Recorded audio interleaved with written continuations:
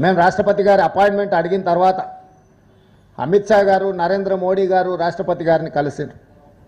వారు ఏం మాట్లాడుకున్నారో తెలియదు, కానీ మా కొండా సురేఖ గారు, మా పొన్నం ప్రభాకర్ గారు, మా మహేష్ గౌడ్ గారు, మా శ్రీధర్ బాబు గారు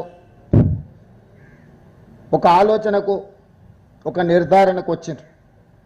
రాష్ట్రపతి గారు మాకు అపాయింట్మెంట్ ఇచ్చి మేము కలిసి చేసే విజ్ఞప్తులు వింటే ఓబీసీలకు విద్యా ఉద్యోగ అవకాశాల్లోనే కాదు, స్థానిక సంస్థల్లో 42% రిజర్వేషన్లు ఇవ్వాల్సిన తప్పని పరిస్థితి ఏర్పడుతుంది. కాబట్టి అసలు తెలంగాణ రాష్ట్ర ప్రభుత్వానికి ముఖ్యమంత్రి గారి నేతృత్వంలో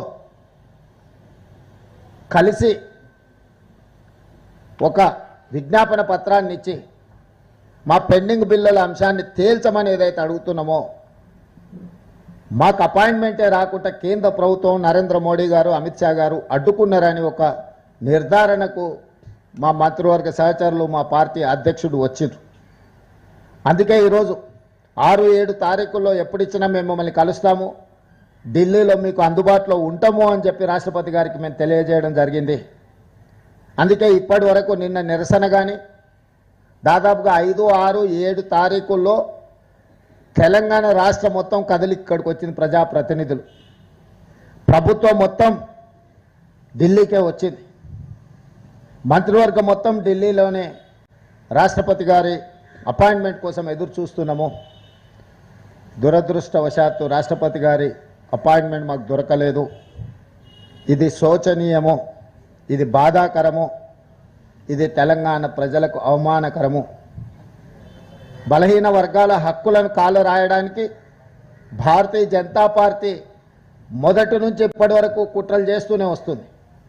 ఆనాడు మీకు తెలుసు, మండల్ కమిషన్ నియమించినప్పుడు, మండల్ కమిషన్ ద్వారా ఓబీసీలకు న్యాయం చేయాలనుకున్నప్పుడు కమండల్ కమిషన్ను తీసుకొచ్చి రథయాత్ర పేరు మీద దేశంలో ఉద్రిక్త పరిస్థితులను కల్పించి ఆనాటి మండల్ కమిషన్ అమలును అడ్డుకున్నది భారతీయ జనతా పార్టీ.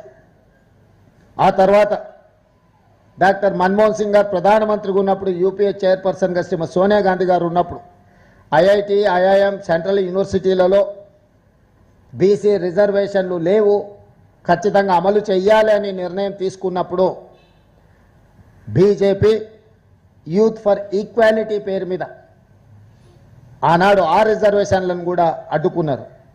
కానీ మన్మోహన్ సింగ్, శ్రీమతి సోనియా గాంధీ గారు ఐఐటి, ఐఐఎం, సెంట్రల్ యూనివర్సిటీల్లో ఓబీసీ రిజర్వేషన్లు అమలు చేయడం ద్వారా ఆనాడు అండగా నిలబడ్డారు.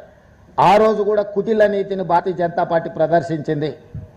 ఈనాడు మేము మొదలుపెట్టిన ఓబీసీ రిజర్వేషన్ల పెంపును 42% ఎట్లయినా అడ్డుకోవాలి అని బీసీ ద్రోహులుగా ఉన్న బీజేపీ ఈరోజు ముస్లింలకు స్థానిక సంస్థలలో రిజర్వేషన్లు ఇస్తున్నారని ఒక వితండవాదం చేస్తున్నారు. మేము పంపించిన బిల్లులను మీరు చూడండి, ఎక్కడైనా ఏదైనా మతానికో ఏదైనా కులానికో ప్రత్యేకమైన రిజర్వేషన్ ఉన్నదా?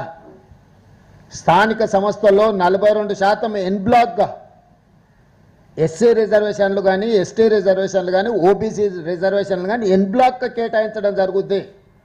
కులాలు, ఉపకులాల పేరు మీద రిజర్వేషన్లు ఎక్కడా లేవు, ఇప్పటి వరకు అమలు జరగలేదు. ఎస్సీ, ఎస్టీ, ఓబీసీ రిజర్వేషన్లు ఎన్ బ్లాక్గా వాళ్ళ జనాభా దామాషా ప్రకారం ఎస్సీ, ఎస్టీలకు రిజర్వేషన్లు అమలు చేయడం, ఓబీసీలకు గతంలో చంద్రశేఖరరావు గారు మేము 34% ఇస్తే ఆయన 23%కి తగ్గించి కుదించి ఎన్ బ్లాక్గా 23% రిజర్వేషన్లు అమలు చేశాడు. ఈరోజు యాజ్ ఇట్ ఈజ్గా 42% ఎన్ బ్లాక్ రిజర్వేషన్లు ఇవ్వాలి ఓబీసీలకు అని మాత్రమే చట్టంలో ఉంది. కానీ దురదృష్టవశాత్తు కేంద్ర మంత్రి కిషన్ రెడ్డి గారు, బండి సంజయ్ గారు వారు చట్టాన్ని చదివినరా, చదవలేదా, లేకపోతే రాజకీయ ప్రేరేపితమైన ఆలోచనలతోని చదవకుండానే కళ్ళు మూసుకొని మాట్లాడుతున్నారా నాకు తెలీదు. ఈరోజు మీరు ముస్లింలకు రిజర్వేషన్లు ఇస్తున్నారు కాబట్టి మేము 42% అడ్డుకుంటున్నాము అని వితండవాదం చేస్తున్నారు.